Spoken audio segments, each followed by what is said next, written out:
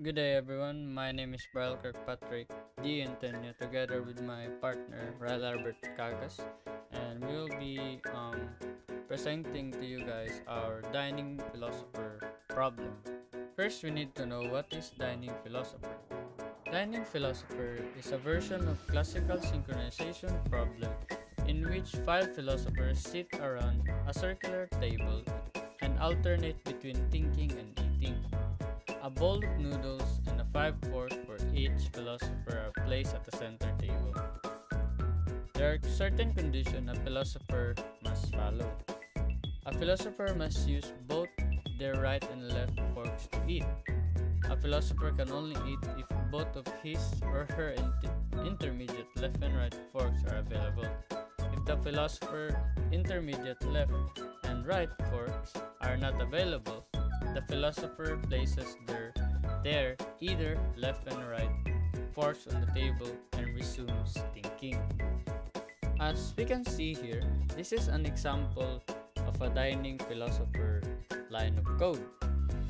And what happened to this code is that a philosopher PO wants to eat and it will enter the philosopher function and perform take fork I.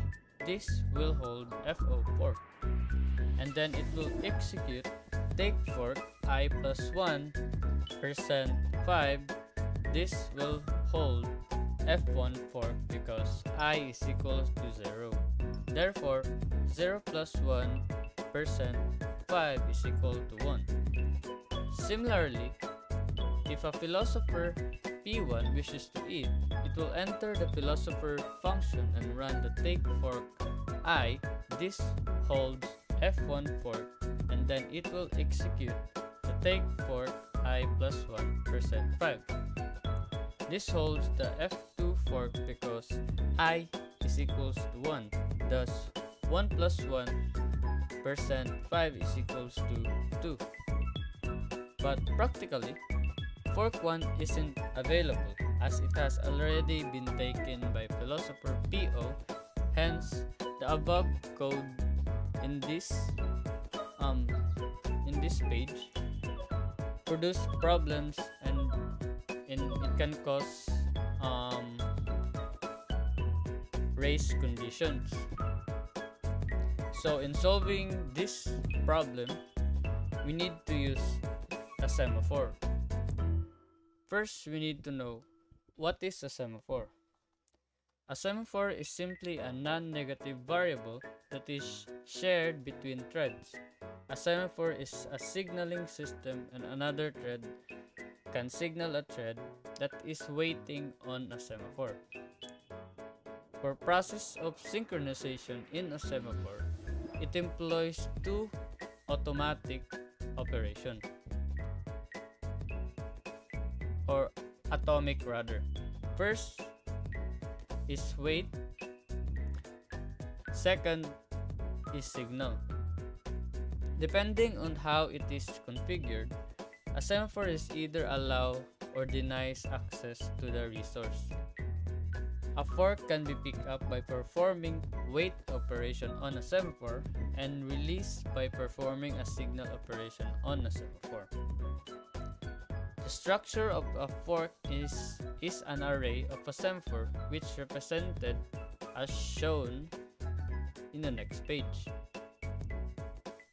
So as we can see here, we are presented a pseudocode of a semaphore, a dining philosopher semaphore.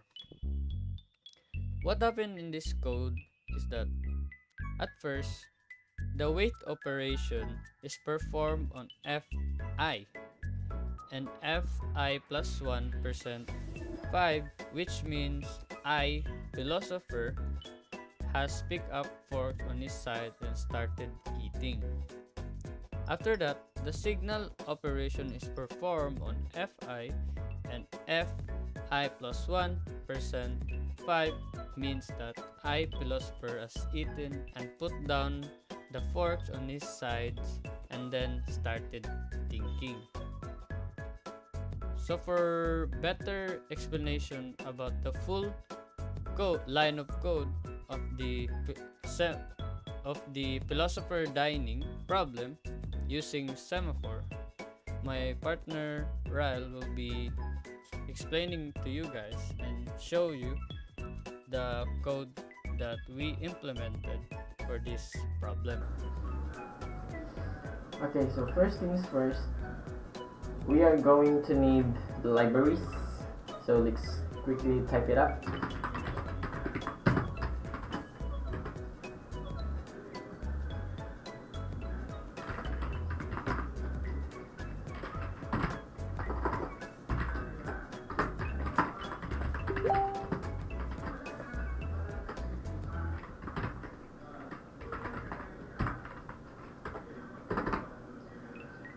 Okay, now that we've defined all the libraries that we're gonna need, next is to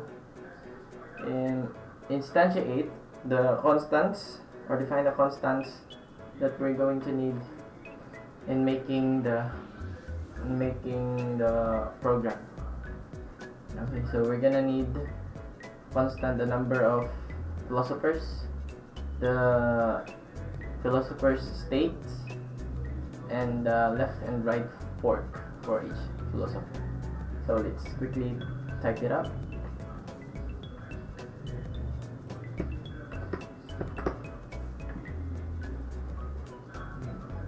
So we've defined the number of philosophers, which is 5, and the thinking state, the hungry state, and the eating state. Okay.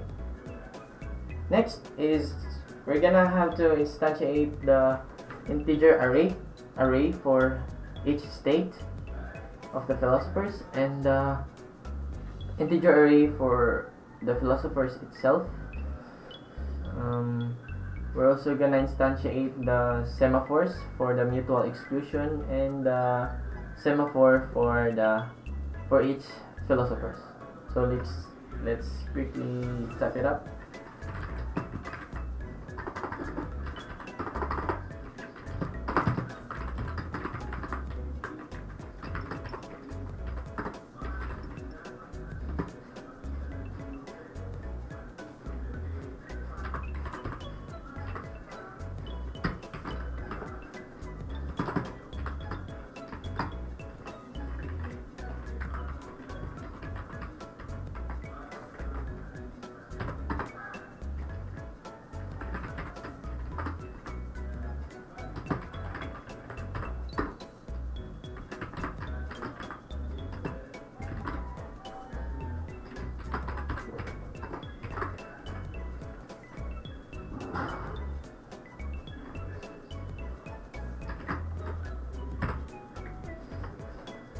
Okay, so these are so there you go. The semaphores for new text, the exclusion it should be new text, not new text. The semaphore for new text, semaphore for philosophers, and all the array integers that we're gonna need for each philosopher's states and the philosophers itself. Okay, now next is we're gonna have to start with the main method. Right. Now in the main method, we're gonna have to instantiate the thread array for each philosophers, and we're also gonna need to initialize the mutual exclusion semaphore, and also the semaphore for each philosophers. Okay, so after we initialize everything, we can now then create the threads. So let's type in the initializations and all the other instances. So let's quickly type it up.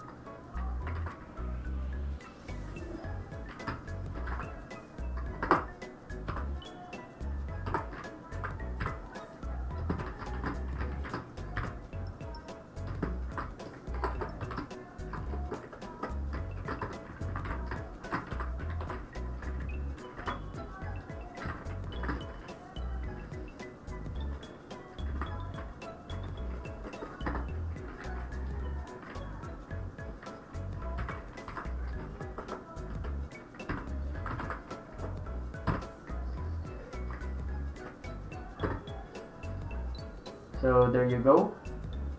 We have instantiated the I for the counter, integer I for the counter of the philosophers.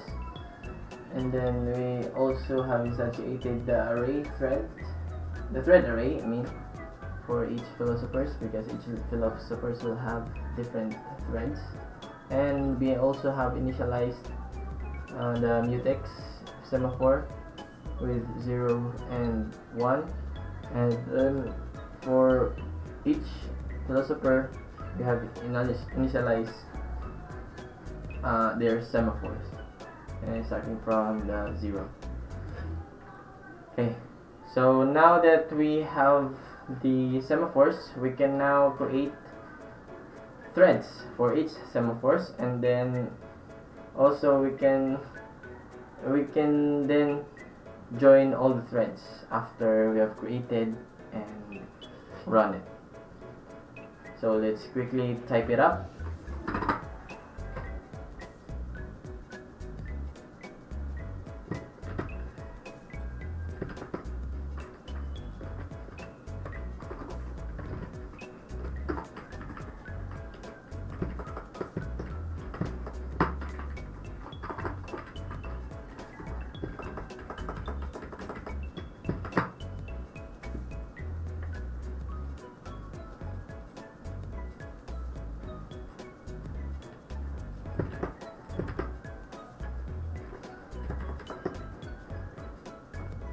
Okay, so there you go. So we have created, we use the delete pa di ay kulang pa di sa for loop dire.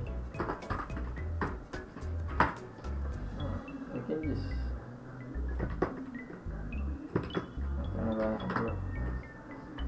okay, so there you go. We have used for loop to create the threads, and then when the thread is created, we run the philosopher, the method called philosopher, and then we pass in the integer array called phil. Yeah, and then after this philosopher method is called, we can then join the threads all together back again. Okay, so if we try to run it, here we go, we have an error saying that the first philosopher is not declared. So we're gonna have to do that. We're gonna have to define the philosopher method. Alright, so now that now we're gonna have to define the method named philosopher. Okay, so this method will be the one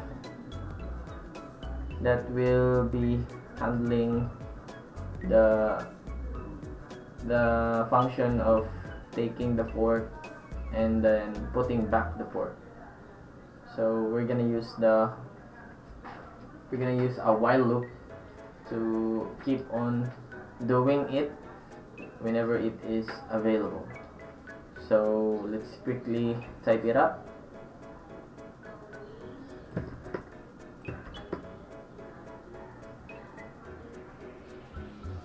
There you go. Okay, so what this basically do is, while this is true, we're gonna use the array of the philosophers. We're gonna pass it in here in the integer pointer or I, and then create a delay before taking a fork, and then create another delay, and then put it back the fork, the left and right forks. Okay, so it's gonna do these things. It's gonna keep on doing these things because of the while loop. Okay, now next is we're gonna define the functions of taking and putting back the fork. Okay, now next thing we're gonna do is to define the take fork method. So we can first we're gonna define the take fork method. So we can say that void, we can say this void take fork, and parameter will be integer of number of philosopher. Yeah, just like that. And then we're gonna call out the method semaphore wait for the mutual exclusion. This means that it is now taking the fork and call out the state of the philosopher, saying that the philosopher is hungry, just like that. Okay, so now that we've stated all this, we stated that is now using the fork because he is hungry, we can print a message that he is hungry, so that we'll know, like this. And then when he gets the fork, we can now test on getting the fork. So we can just put a method called test right here with the parameter number of philosophers, so to test if it can eat or not, like that. And then once tested, we can then say that semaphore post, we can signal the semaphores of mutex that we are now done using the work app. And if it was not able to eat, we can signal wait again for the semaphore of the philosophers.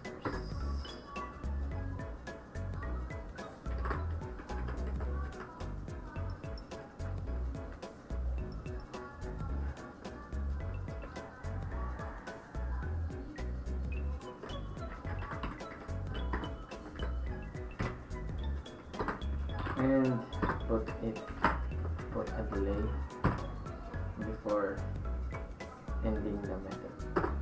Okay, so now that we've defined a method called test, next we're gonna define the test method. Alright, so the test method will have a parameter of integer num first, and then in the test method we can check if the philosopher is hungry, and the state of and each left and right fork is not available, then we can say that the state of the philosopher is eating. So let's quickly type it up. So let's check if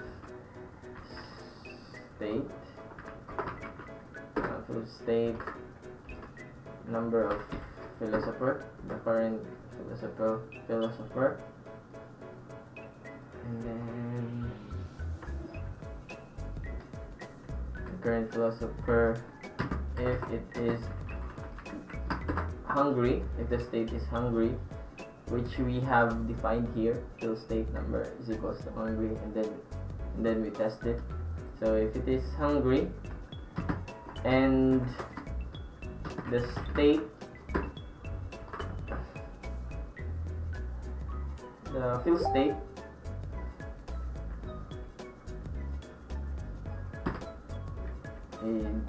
is not equals to left, which means it is not, which means the fork is available, so it's not equals to eating. And also let's try to the right part to state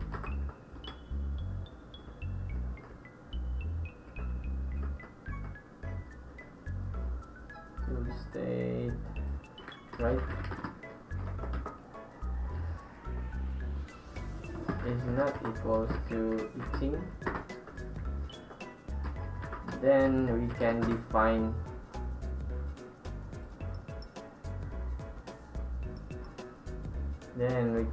say that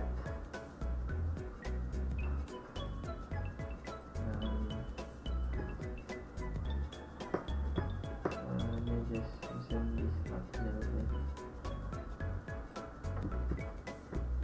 Okay, then we can say that if it's available to eat, then we can say that the state of the noun of philosopher, the current philosopher, is now equals to eating, because the forks are available and the state of the philosopher is hungry. So we can say that the state of the philosopher now is eating. And once it is eating, let's delay it for 2 seconds, meaning that he is currently eating. Okay, so we can now print or display a message saying that it is now eating. The philosopher is eating. Okay, so philosopher takes the fork left and the fork right, like that. And also we can print that the philosopher is now eating.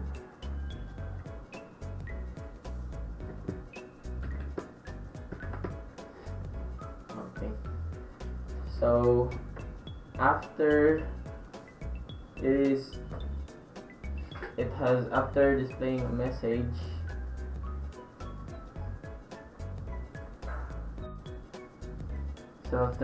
message, and it is done eating, so we can now say that the semaphore of this philosopher is now done using fork. So using the fork, and it is now done eating. There you go. So now that we've tried and tested,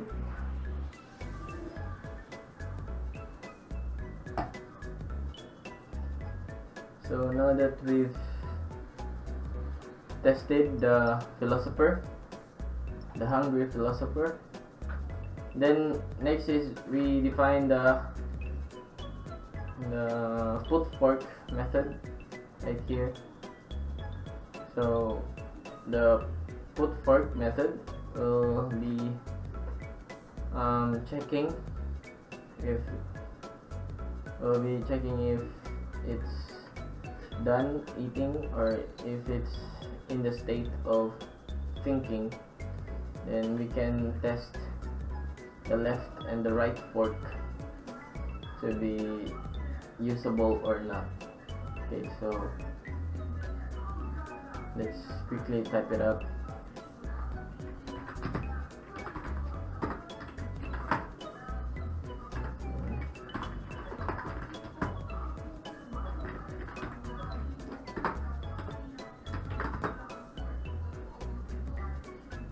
So we're gonna say semaphore wait for the mutual exclusion, and then we're gonna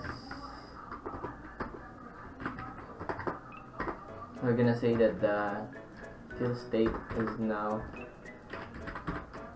in the state of thinking.